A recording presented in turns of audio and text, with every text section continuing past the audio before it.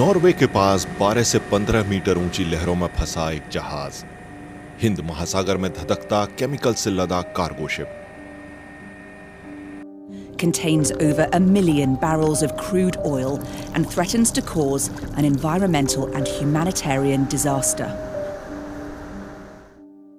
हमारे महासागरों में जब जहाज ऐसे डूबते या टूटते हैं तो सामने आती है जानमाल और पर्यावरण के नुकसान की एक लिस्ट, और ये लिस्ट लगातार लंबी होती जा रही है। The sinking of the MS Estonia.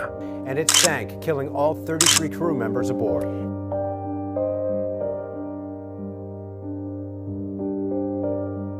दुनिया के किसी कोने में औसतन हर हफ्ते एक बड़ा जहाज डूब जाता है। सुदूर महासागरों या अंतर्राष्ट्रीय जल क्षेत्र में होने वाले कई हादसे मेन स्ट्रीम मीडिया में कभी रिपोर्ट ही नहीं होते हैं।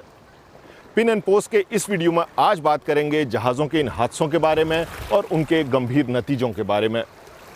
लेकिन उससे पहले जानते हैं शिपिंग इंडस्ट्री के साइज को और इसकी अहमियत को, क्योंकि इससे हमें कई चीज़ें समझने में मदद मिलेगी।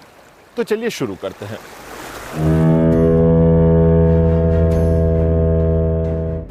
हजारों शिपिंग कंटेनरों के साथ सफर पर निकला एक बड़ा कार्गो शिप, 20 फीट लंबे, 8 फीट चौड़े और 8.5 फीट ऊंचे स्टैंडर्ड साइज के इन कंटेनरों में कई तरह का सामान लोड है।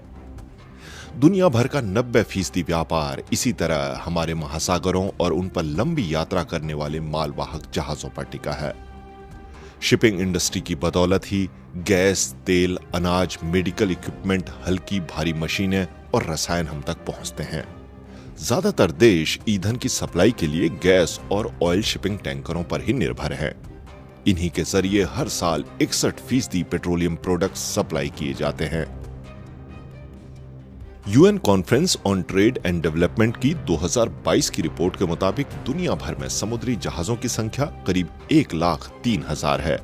इसके अलावा ऐसे भी कई जहाज हैं जो बिना रिकॉर्ड के ऑपरेट किए जाते हैं। फ्रांस की संस्था विजीपोल समुद्री हादसों से होने वाले नुकसान पर नजर रखती है। वो एक बड़े बदलाव की तरफ ध्यान दिलाती है। कंटेनरों से होने वाले समुद्री ट्रांसपोर्ट ने खास तौर पर बीते 15 साल में ऊंची छलांग लगाई है। जहाजों का आकार बहुत बड़ा हो चुका है। आज 20 फुट इक्विवेलेंट यूनिट वाले 22,000 से ज्यादा कंटेनर एक बार में ट्रांसपोर्ट किए जा सकते हैं। जहाज भी 400 मीटर लंबे हो चुके हैं। सन 2002 तक दुनिया का सबसे बड़ा जहाज अधिकतम 6,500 कंटेनर लोड कर सकता था, लेकिन आज सबसे बड़ा कार्गो शिप एक साथ 24,000 कंटेनर ट्रांसपोर्ट कर सकता है। 20,000 से ज्यादा कंटेनर ले जा सकने वाले तो कई जहाज हैं। अंतर्राष्ट्रीय व्यापार में कंपटीशन के कारण ज्यादातर कंपनियां लगातार खर्च घटाने में लगी रहती हैं। कम खर्चे में ज्यादा मुनाफा पाने और किराया व CO2 उत्सर्जन कम करने के लिए जहाज बड़े बनाए जाने लगे। लेकिन जिस तेजी से जहाजों का आकार बढ़ा, उस तेजी से बाकी सिस्टम और फैसिलिटीज अपडेट नहीं हुई। हमारे पास बहुत ही ज्यादा बड़े जहाज हैं और उन पर कई तरह के प्रोडक्ट्स लोड किए जाते हैं। इनमें ऐसे खतरनाक प्रोडक्ट्स भी होते हैं जो एक दूसरे से रिएक्ट कर सकते हैं या फिर जिनकी आग बुझाने के लिए अलग अलग तकनीकों की जरूरत पड़ती है। कुछ प्रोडक्ट्स की आग पानी से बुझाई जा सकती है, जबकि हाइड्रो रिएक्टिव प्रोडक्ट्स की आग पानी से और ज्यादा भड़कती है। ये गंभीर चुनौतियां हैं। Donc c'est ce qui fait toute la complexité de ces incendies qui se déclarent à bord. तेल ढोने वाले ऑयल शिपिंग टैंकर तो जहाजों से भी ज्यादा तेजी से बढ़े हुए। 1878 में केरोसिन ट्रांसपोर्ट करने के लिए दुनिया का पहला सफल ऑयल टैंकर बनाया गया। वो 56 मीटर लंबा और 8.25 मीटर चौड़ा था। आज हमारे ultra large crude carrier 415 metre लंबे और 68 मीटर चौड़े हैं, यानी पहले ऑयल टैंकर से कहीं ज्यादा बड़े और लोडिंग कैपेसिटी वाले। लेकिन इस बड़े आकार का मतलब बड़ा नुकसान भी है।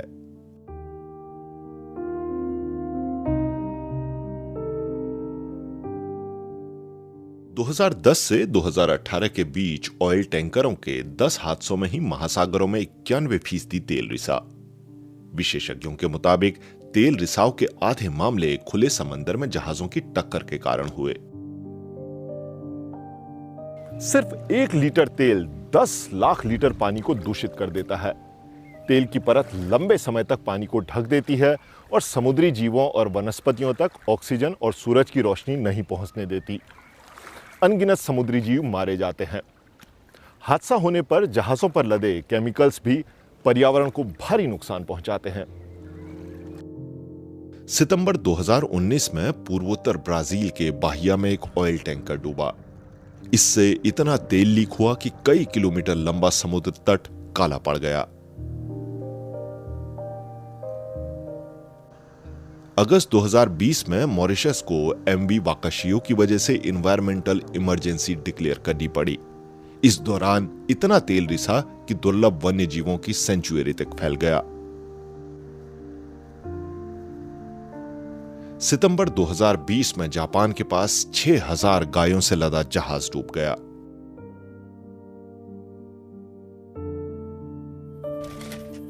श्रीलंका में मई 2021 में जले कार्गो शिप में अमोनियम नाइट्रेट, बेकिंग सोडा और प्लास्टिक पॉलीमर समेत कई टन केमिकल्स लदे थे।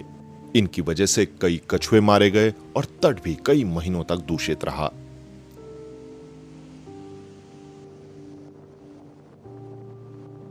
मार्च 2022 में पुर्तगाल के पास 4000 लग्जरी कारों से लदा जहाज अटलांटिक महासागर में डूब गया। लोड में कई लिथियम बैटरी वाली कारें भी थी। ये वो हादसे हैं जो मीडिया में दिखाई पड़ते हैं। 2011 से 2021 के बीच 892 जहाज डूबे। इनमें करीब 357 कार्गो शिप थे। यूएन के एक रफ अनुमान के मुताबिक हमारे महासागरों में करीब 30 लाख जहाजों का मलबा बिखरा हुआ है। एक्सपर्ट्स कहते हैं कि कोविड लॉकडाउन की वजह से 2021-22 में हादसे जरूर कम हुए, लेकिन अब एक बार फिर बढ़ते मामले रिपोर्ट होने लगे हैं। IHS मार्क इट की एक रिपोर्ट के मुताबिक महासागरों में चलने वाले तमाम किस्म के जहाजों में कई देशों के करीब 10 लाख लोग काम करते हैं। 2015 से 2019 के बीच इनमें से 527 मारे गए और 509 लापता हो गए।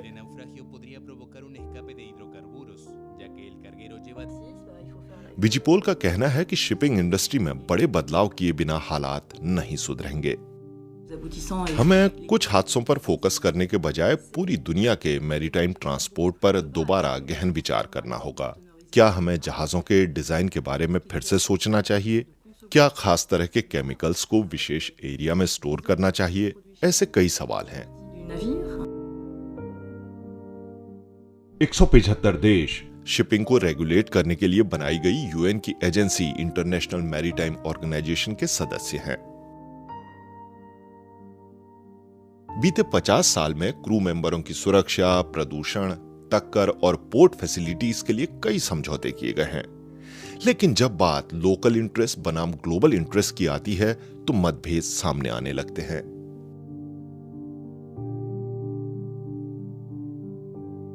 तीन फीसदी ग्रीन हाउस गैसों के उत्सर्जन के लिए जिम्मेदार शिपिंग उद्योग को 2030 से इको फ्रेंडली बनाने के ऐलानों के बीच कई शिपिंग कंपनियों ने नए जहाजों पर पैसा खर्च करना बंद कर दिया है। उन्हें लगता है कि ये तकनीक अभी बहुत ही शुरुआती चरण में है और महंगी भी है। आगे का रास्ता असमंजस भरा है। खराब मौसम, दुश्वार हालात में काम करते क्रू मेंबर और जंग खाते जहाज, हम तक बहुत सारा सामान इसी तरह पहुंच रहा है। पिन एंड पोस्ट के इस वीडियो में आज इतना ही। आपको ये जानकारी कैसी लगी कमेंट करके ज़रूर बताइए अपनी राय। अगर आपको ये इन्फॉर्मेशन अच्छी लगी तो इसे और लोगों के साथ भी शेयर कीजिए। पिन एंड पोस्ट को सब्सक्राइब कीजिए। अगले वीडियो में एक और इंटरेस्टिंग टॉपिक के साथ आप लोगों से फिर होगी मुलाकात। नमस्कार।